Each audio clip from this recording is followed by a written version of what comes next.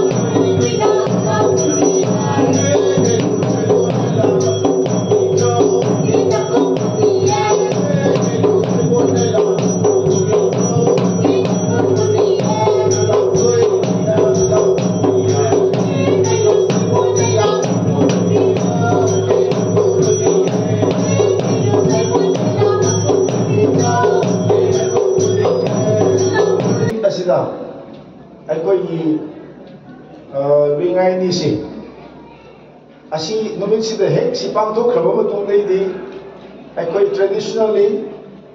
low kumayare chingda khungi context haradi khungi ningthau yaudaba yade mane ihan hana phaudo kanodu khungada aduda kano pass Mama ini tadi mau lining laison tu kan, nama leh ramai tu bu. Jadi kita pastor na prasna tahu raga, kun ini tahu tu na, hereditary chief tu na, tahu tu, kun raga anda, ini amsi lau kumaya ada pun. Asyik sida, aina, nasi sida, waktu mana ni tang thamling madi. Aikoi matam sina hongrapoi matungna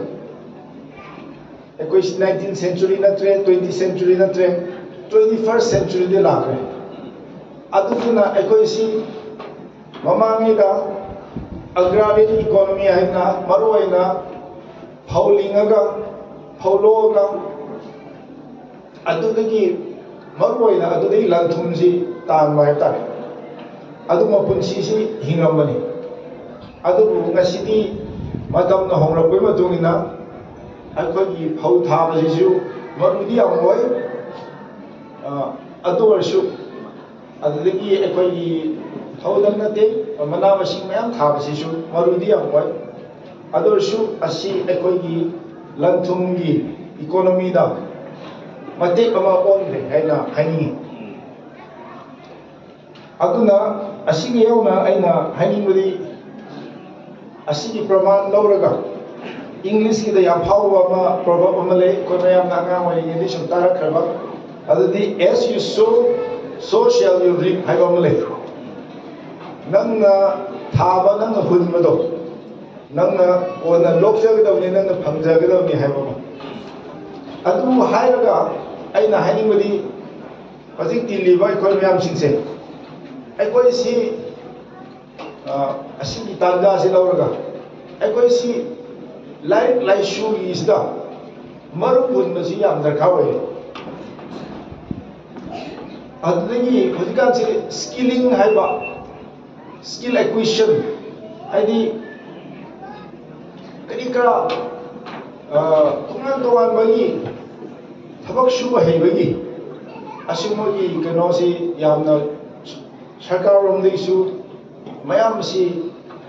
importance ꯌꯥꯝ ꯄꯤꯔꯕꯅꯤ ꯂꯩꯇ꯭ꯔꯤꯉꯩꯗ ꯍꯥꯏꯕ ꯇꯥꯔꯦ ꯑꯩꯈꯣꯏꯅ ꯉꯁꯤ ꯏꯁꯣꯔ ꯑꯣꯏꯅ ꯅꯤꯡꯉꯤꯕ ꯉꯁꯤ festival ꯑꯣꯏꯅꯁꯨ ꯄꯥꯡꯊꯣꯛꯏꯕ ꯃꯔꯨꯑꯣꯏꯅ ꯑꯩꯈꯣꯏꯒꯤ ꯊꯥꯔꯤꯕ ꯄꯣꯠ ꯆꯩꯁꯤꯡꯒꯤ ꯃꯔꯨꯑꯣꯏꯕ ꯉꯁꯤꯗꯒꯤ ꯍꯧꯒꯗꯧꯔꯤꯕꯅꯤ ꯍꯥꯏꯔꯤꯕ ꯄꯣꯠꯁꯦ ꯃꯁꯤ ꯑꯩꯈꯣꯏ ꯈ꯭ꯋꯥꯏ ꯃꯔꯨꯑꯣꯏꯕꯅꯤ ꯏꯁꯣꯔꯒꯨꯝꯕꯅꯤ ꯍꯥꯏꯕ ꯇꯥꯔꯦ ꯑꯩꯈꯣꯏꯅ ꯉꯁꯤꯁꯦ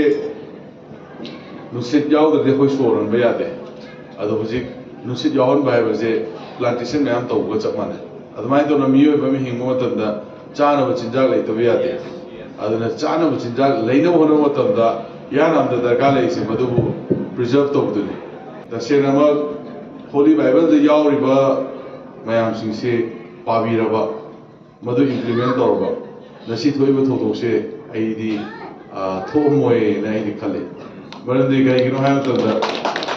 madu loyo irga leirabane MLA ma lepa MLA mo oira pa base madu qualified oirabane chief minister oiba yabage ado manipur da MLA hopefully na chief minister hopefully la yab nate do kendra du oiba yaba ado manipur ge amakak lage da mayam pur mo tanarani na madu mugi issue de dum eta tholopane aduna sumaina ai oibane na khali aduna tasena koi ai 2017 da 12 ahamba lepani kahode 2017 da lepi adu mai pa adu 22 ge election amuga anekshu mai pa ga ai minister orbani tasena 2017 da so koi matamdu da sarkar form to matam da yam major role oina lawi do time in the situation gi matugina minister bokta I want the people minister bokta a sacrifice to people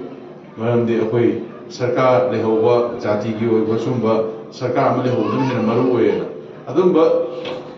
spirit to I want the matamdu 2017 da aduga amuk hujik 2022 da akanda de en hangna mamangda sacrifice to gimnina hadati nang amuk minister oiro na hairga mai ohela kibne ado I want the maina matamdu de gi spirit to akoi honorable MLA me amdisu ai sacrifice preach ai khra dile heninge nai smai sum ai pungtok sake